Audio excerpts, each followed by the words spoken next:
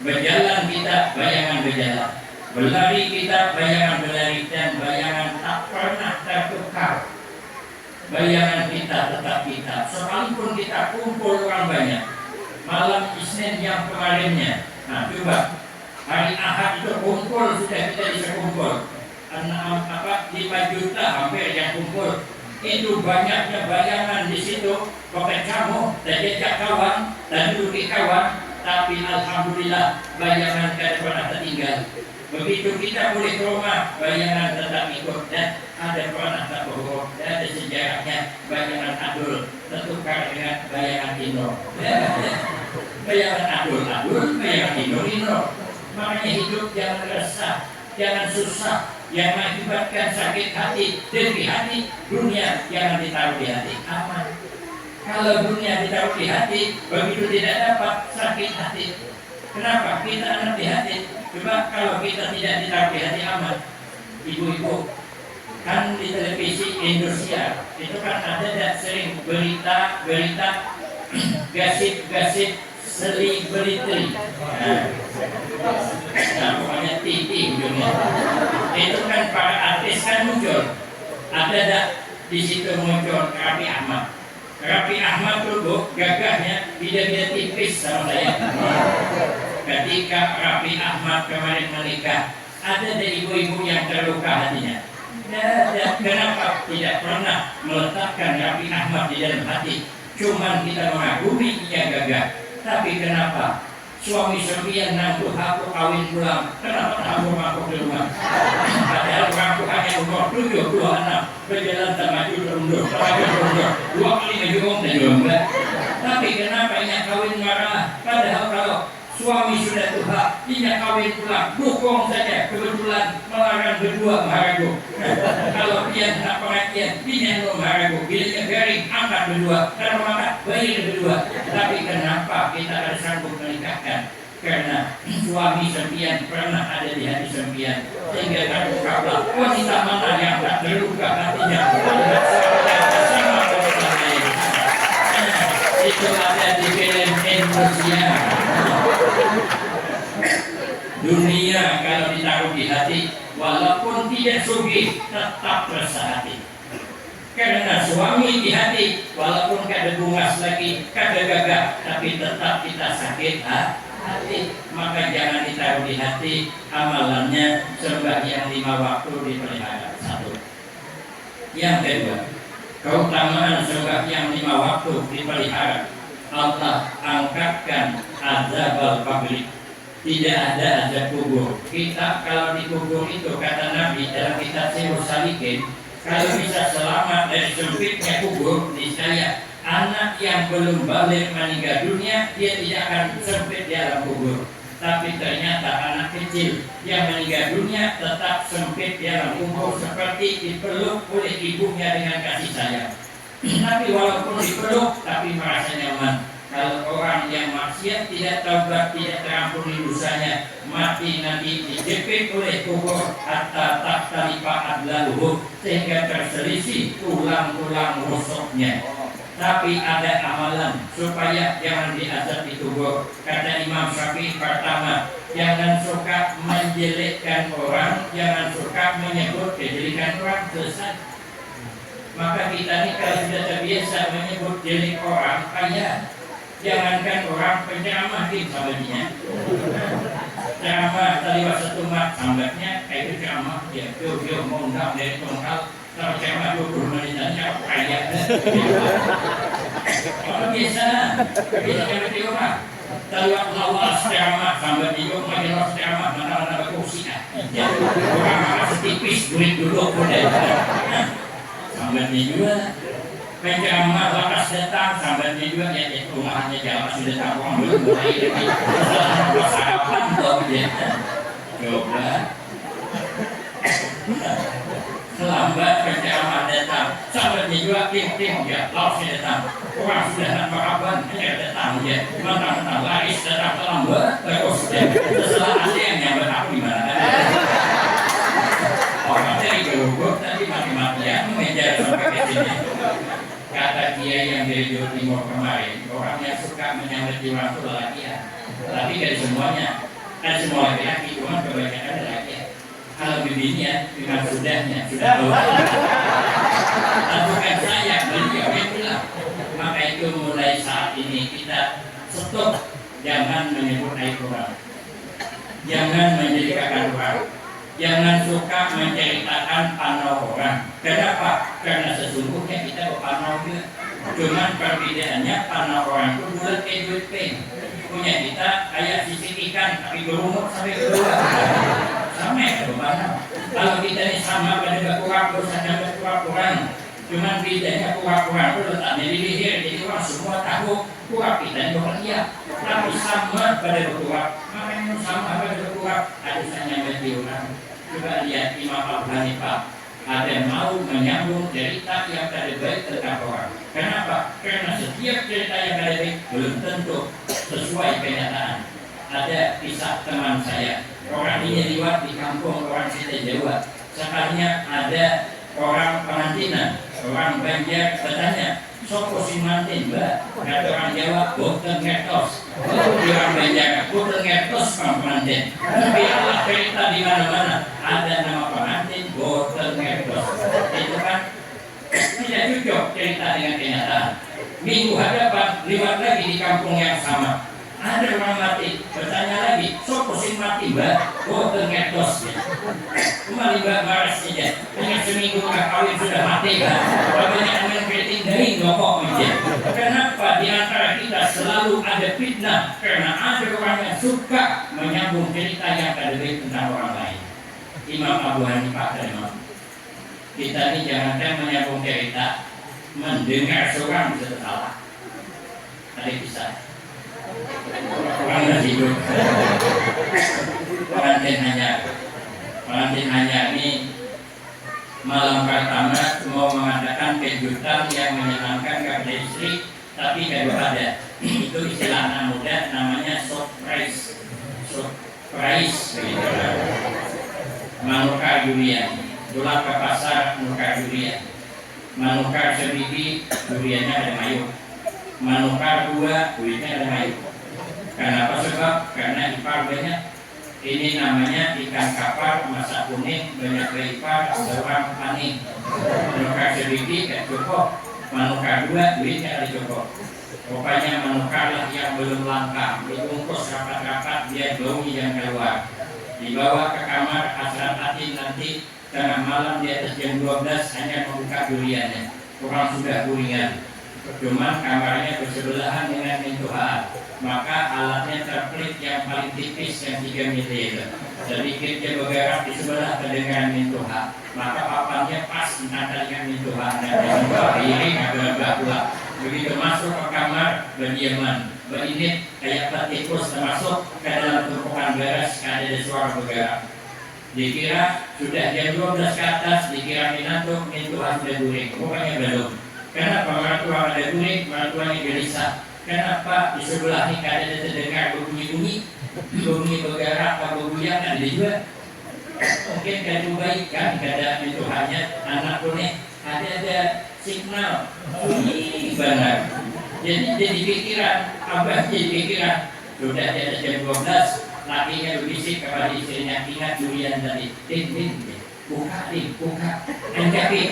Waduh, jadi itu agak kenapa anak membuka kepada tuhan?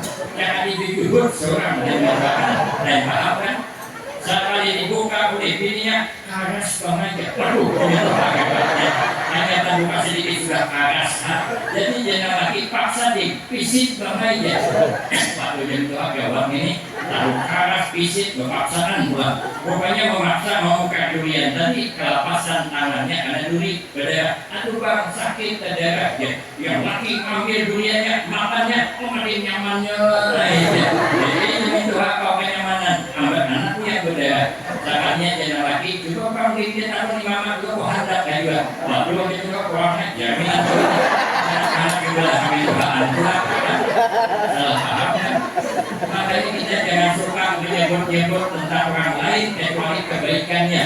man kana yu'minu billah wal yawmil akhir falyaqul khairan aw liyasmut. Nabi yang sudah mau ultimatum kepada kita, kalau betul kita beriman kepada Allah, beriman dengan hari kiamat, bercakaplah yang baik-baik, apalagi tentang orang lain. Kalau tidak sanggup, awliyasmut, berdiam saja. Di anna hadzal zaman sukut wa luzumul buyur wa rida bil qut, kata Imam Sufyan Ats-Tsauri rahimahullah. Yang kedua, amalan supaya jangan disiksa di alam kubur, jangan hasad, jangan dengki dengan orang. Orang pula rumah ganal marah, untuk apa kita dengki? Dosa dengki, kan rezeki dia, bukan rezeki kita. Lain kalau rumah kita dicabutnya bawahnya, rasa lihat itu rumah-rumahnya, kita aja tinggalan malinya, jangan dengki. Orang dengki kada nyaman, melihat orang tukar TV, sesak nafas, melihat orang menukar mobil, mati dari ketahuan. Mana nyaman jadi orang dengki itu? Kada nyaman. Orang kalau sudah dengki itu berarti kada meyakini dengan sesuatu yang sudah Allah takdirkan. Kalau inya ambil kita diharap kagak ada tetap sampai.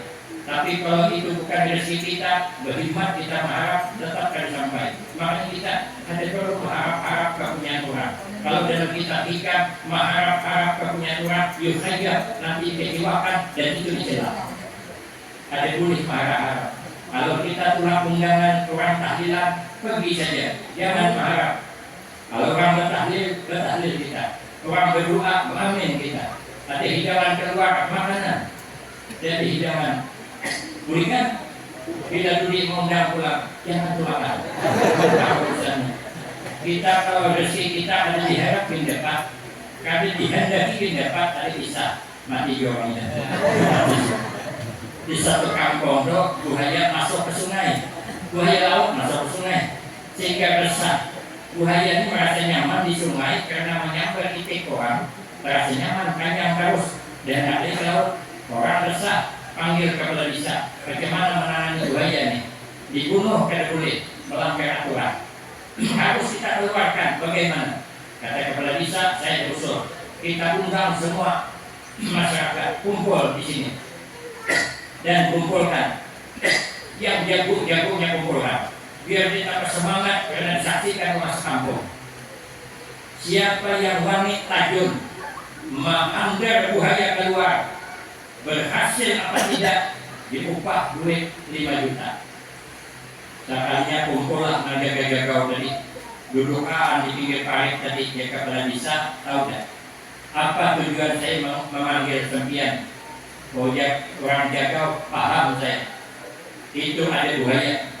Jaga kepala desa, siapa yang wani menagih buaya itu, apalagi usir keluar, diupah duit 5 juta. Orang jaga ini semangatlah, disaksikan kuasa kampungan, mantaplah, kapan lagi netok. Orang banyak melihat, upahnya pula mahal. Duduklah orang jaga tadi, dipandangnya buaya itu banyak pelibar kayak panjangnya, soalnya buaya membalas memandang. Patuh lawas, kayak buaya turun menangis. Maka diperiksa mata buaya itu apa enggak? Mata buaya itu kalau habak yang berharap gambarnya baik buaya laut atau buaya darat sama aja. Tidak dibuka. Saatnya diambilnya kerupuk nior, limparnya sambalnya. Ambil kelapa nior, limparkan sambalnya. Ada orang jaga gila tajun di sini. Memang mahal upahnya, tapi nyawa taruhannya. Akhirnya orang jago-jago ini dudukan berdiri di pinggir sungai tadi. Pikir masyarakat memikirkan anak tajun, pada memikirkan anak kulit. Cuma sempat berdulu. Nah, siapa yang memulai antar banyaknya? Caranya ada yang mulai, caranya ada lawas, mencampur tajun singkong. Disambar buaya, berkelahinya, manam, buka buaya ke laut. Bertepuk tangan merasa kampungan. Alhamdulillah, hebat juga.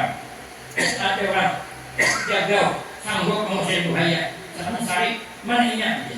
Kata orang sabar. Duitnya kan yang megang kepala bisa. Mana dia? Itu dulu Pak. Bukan duitnya aja. Yang menjogong aktif mana orangnya. Banyak jogong orang.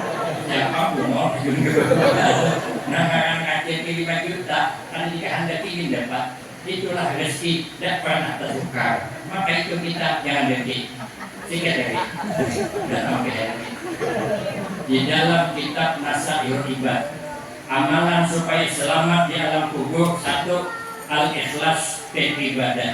Kalau beribadah yang ikhlas, wal ikhlas yuhasinul amal, ikhlas binting amal. Ikhlas itu ibarat gula.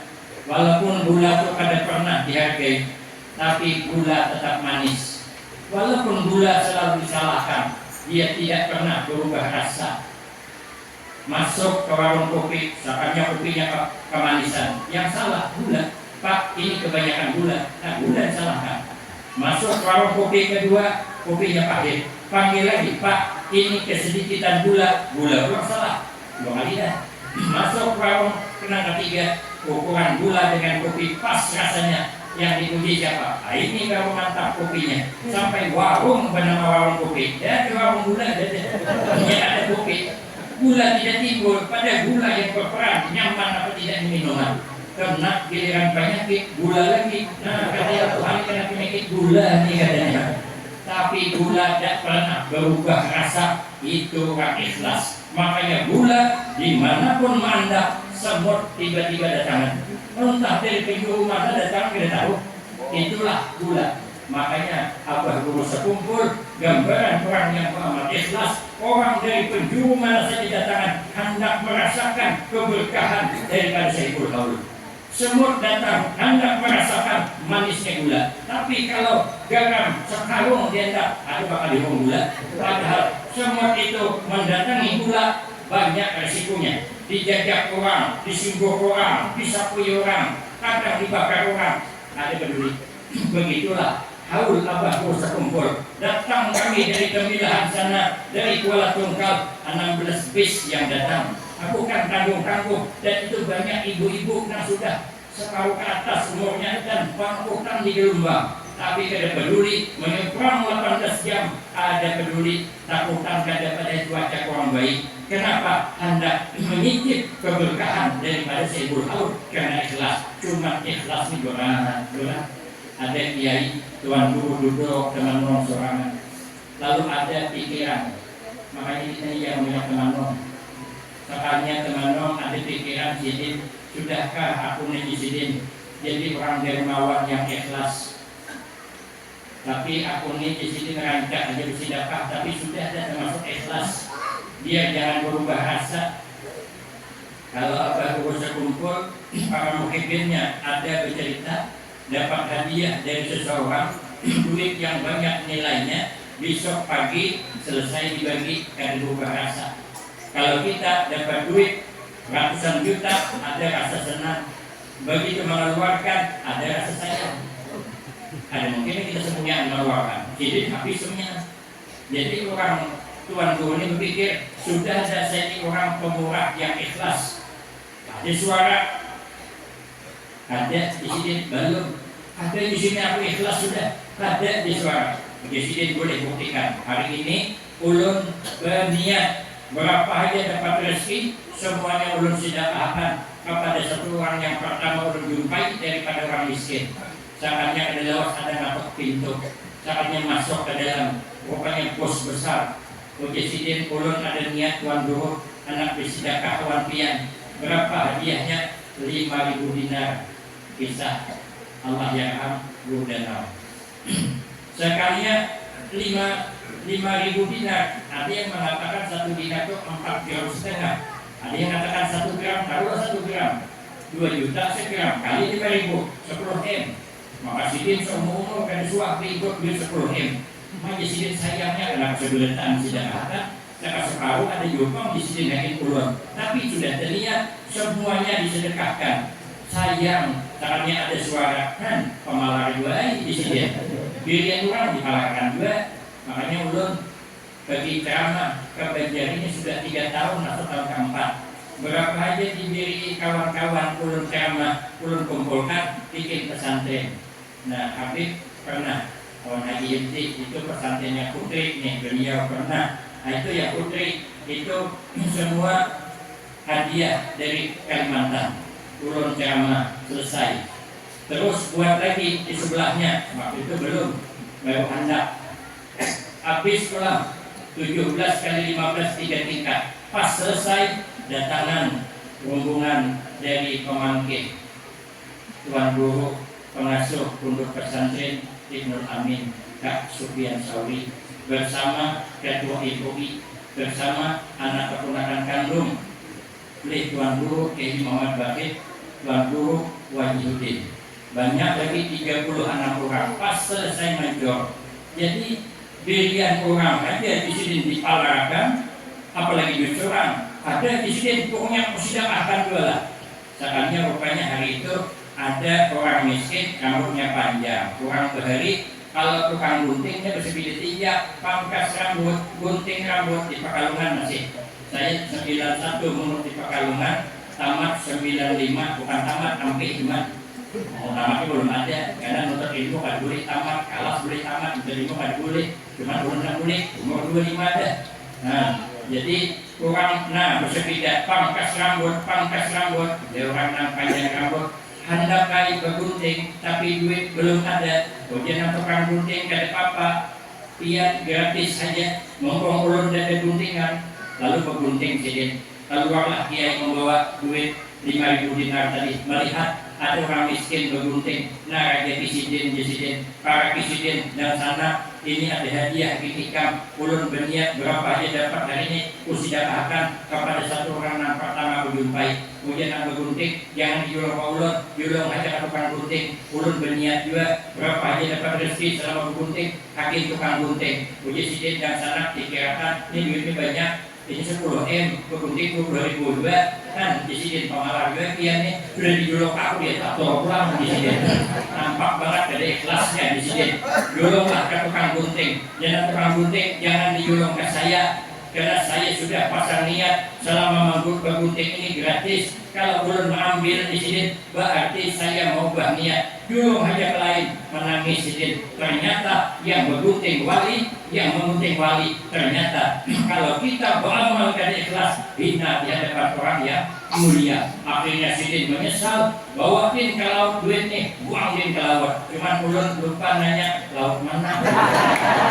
Kalau lautnya tentang penjaga ini nggak ada. Betalakan besok pengajian menjaringnya kita kan termasuk belum.